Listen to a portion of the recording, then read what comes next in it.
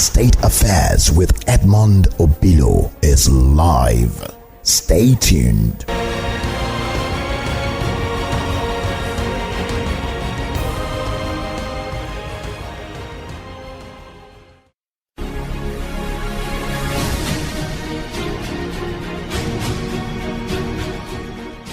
The story of your wife's departure was one that hit the society frantically.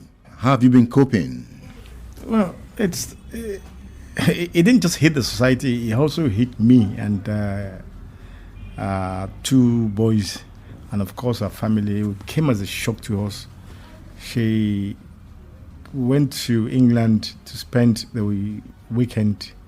The younger son had exeat, what we call exeat. They come out on Friday and go back to school on Sunday. So she went there and then embarked on some renovation. And the day she was meant to come back, that Friday, that was the day she passed on.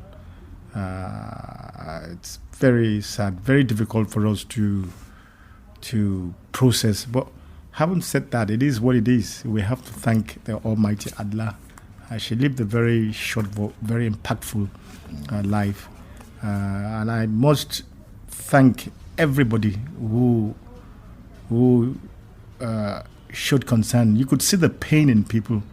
You know, people were in shock. You know, the vice president, the president put out condolences message. The vice president, Asiwaju Bola Tinubu, APC governors, Seyi Makinde, you know, and of course the Senate president, my colleagues and ordinary Nigerians. I was really moved at the church when I saw how people came. You know, it was really moving, and I want to thank everybody and pray that they never experience what we experienced and still experiencing, because it's difficult to get a closure. It's like a dream. You just don't believe it's happened, you know. And I go through these moments, through these moods. Yesterday I saw a toothbrush and I broke down, you know, little things like that. And, you know, I look at my son and you're trying to guess how he's feeling. I'm scared of asking him, how you feeling? You know, that's, and you begin to like cry inside. You know, sometimes you see he's in the mood and, you know, you're like, are you missing your mom? Is it about your mom? You can't ask. You know, you're scared of asking. Yesterday, we visited a museum and with our friends, and everybody just broke down. I broke down too, you know. And as we approached, you kind of expect her. You know, as you approach it, you think she's in an hospital and she's going to come out and like embrace us, you know. And as you get closer, she doesn't come out, and you know, you begin to think this is it. It's very sad. I knew her as a woman who was involved in your politics. And now that she's no more, I know that vacuum is there, right? Yeah, well, that vacuum would always be there. It wasn't only in my politics. She ran my life. You know, she ran the family.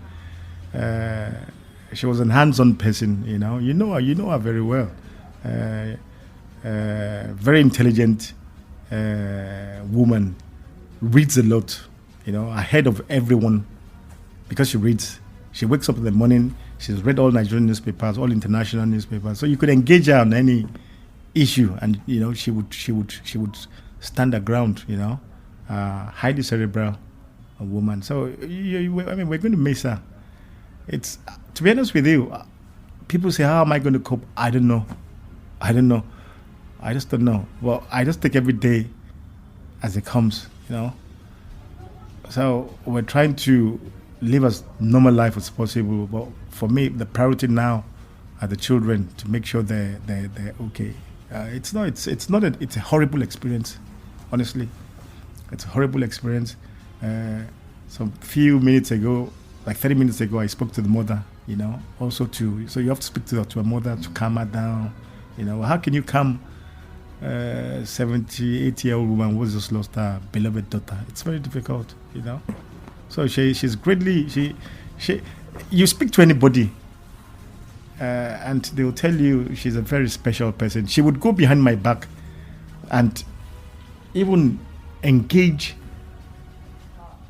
people she sees as my political opponents, she'll go to them and say, "Oh, you wrote something bad about my husband. He's not a bad guy."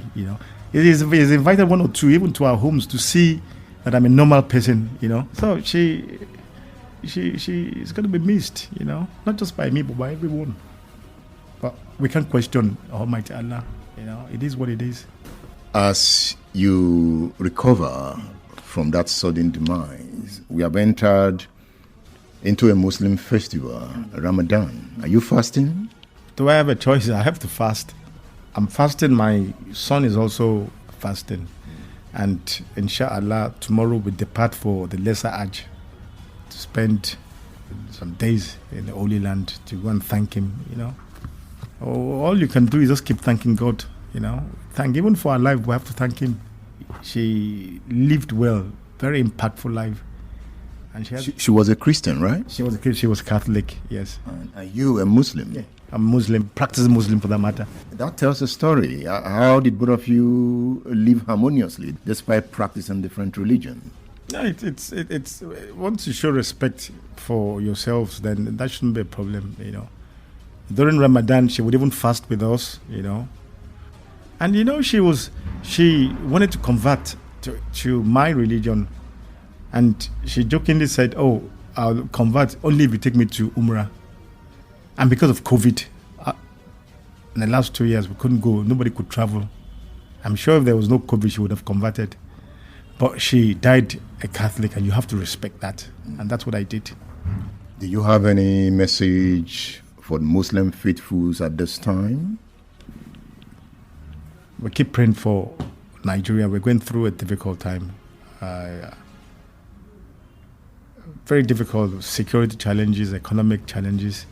And I know it's very difficult to explain that this economic challenge, it's a global thing. You go to even the so-called developed countries and you look at the cost of gas, electricity, everything. It's just that they are more organized and they have a good support system or better support system than us. But every country is going through these challenges. But the security challenges we're going through, we keep praying. Pray for our leaders, pray for the president, pray for all our governors, people in offices, for the Almighty Allah to lead them the right way. Yeah, I look forward to talking to you on your political ambition in the nearest future. But before I end this interview, have you started playing politics again gradually? You never stop playing politics. I mean, since the death of your wife? Oh yeah, that's what takes my mind away from it. Even though for politics, what happened has the potential of even killing anyone. Honestly, is that bad? But you're engaged. When you say politics, people would come to you. So you can see people here. You can see bags, bags of rice and all sorts. How do we? The foodstuffs are there. How do we distribute? It's all politics. So yeah, once you're a politician, you're a politician. Thank you, Senator Teslim Folarin, for this brief chat. Thank you. It's nice talking to you again. And I promise you that as soon as I come back, we'll have a proper chat on politics. Thank you.